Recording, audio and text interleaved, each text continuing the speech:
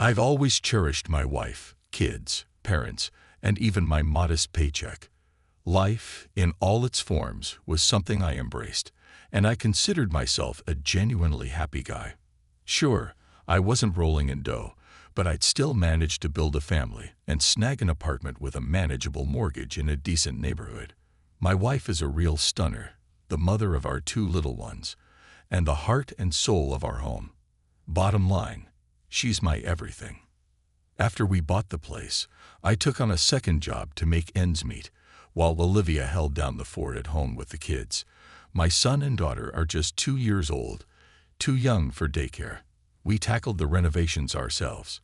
After all, I've been doing interior work for years, so hiring outside help seemed pointless, not to mention expensive. Our building was already occupied, and most of the apartments had been fixed up. One day, I was hit with a pang of longing.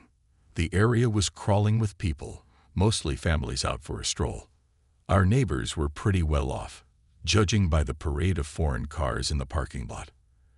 And right near our entrance, there was this gleaming brand new sport bike, a real beauty. I broke the silence as we were walking back from the store, enjoying the warm April sunshine. That thing must have cost a fortune, Olivia mused, pushing the stroller. Yeah, no kidding, it's not cheap. Some folks are living the dream. Probably didn't have to take out a loan for it. Meanwhile, we can't afford anything. We haven't been able to swing a beach vacation or finish the repairs for 2 years running. This mortgage is killing us. Yeah, drowning in debt. We'll be eating ramen noodles before we know it. This isn't living, it's just plain hard work. Liv, come on, I said. What are you talking about? We're doing great.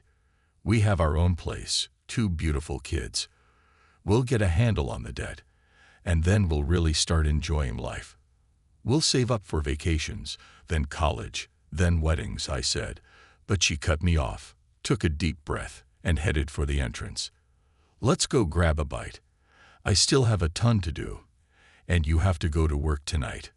Olivia and the kids disappeared inside.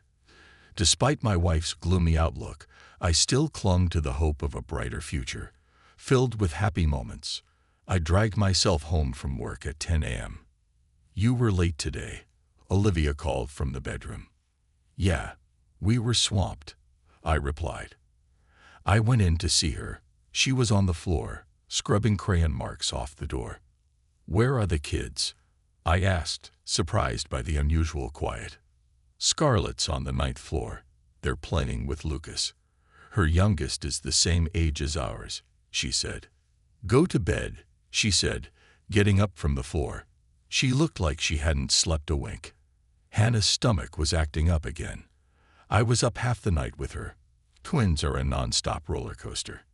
I'm going up to see Camila, she continued. What for?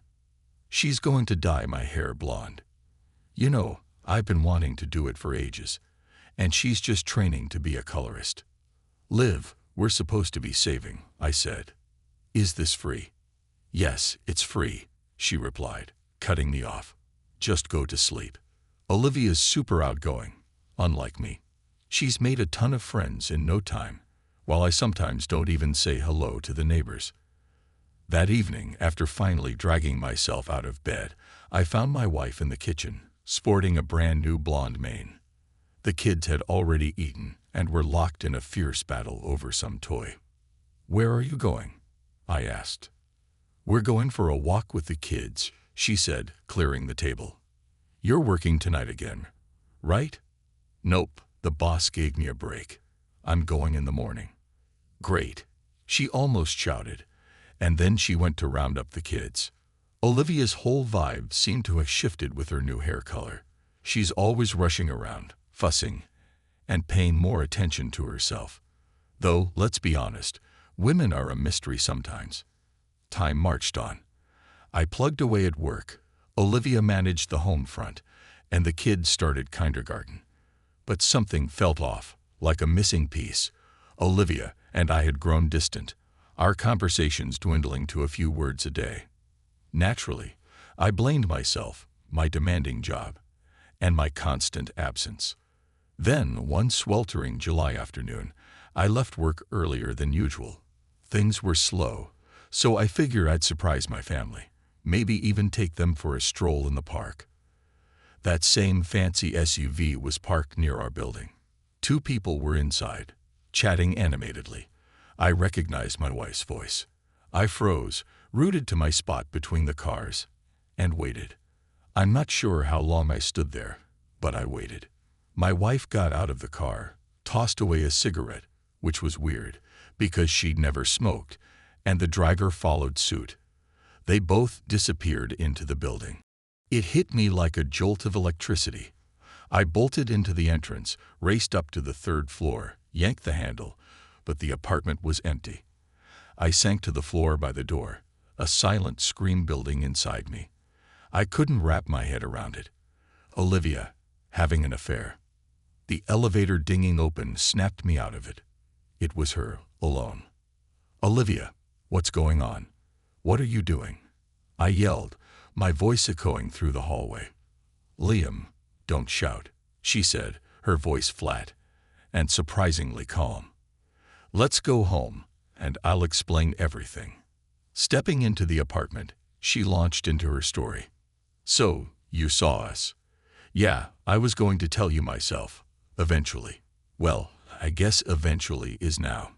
This is Ethan, and we've been seeing each other for 2 months. Liv, what are you doing? We have a family. We have kids."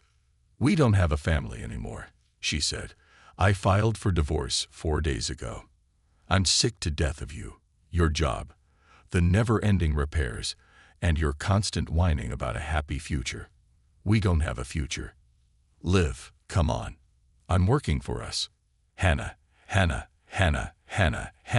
she mocked me. "Yeah, I've been Hannah for 28 years. I want to live a real life, not like a pauper. I'm tired of counting pennies. I'm tired of this Groundhog Day. I'm tired of watching everyone else live and enjoy themselves while I just exist in the background of their happy families. Liv, what about the kids?"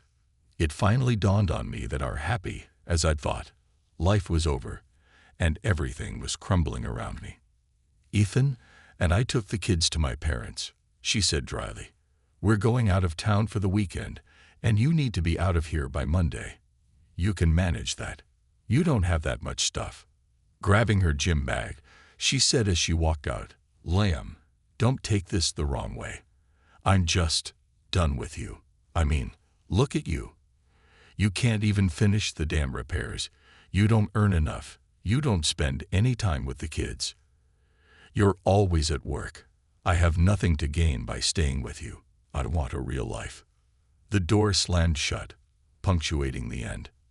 After standing there, stunned and finally grasping the reality of the situation, I took off, running out of the apartment. The urge to tear this Ethan, or whatever his name was, limb from limb was overwhelming. But when I got outside, there was no one there.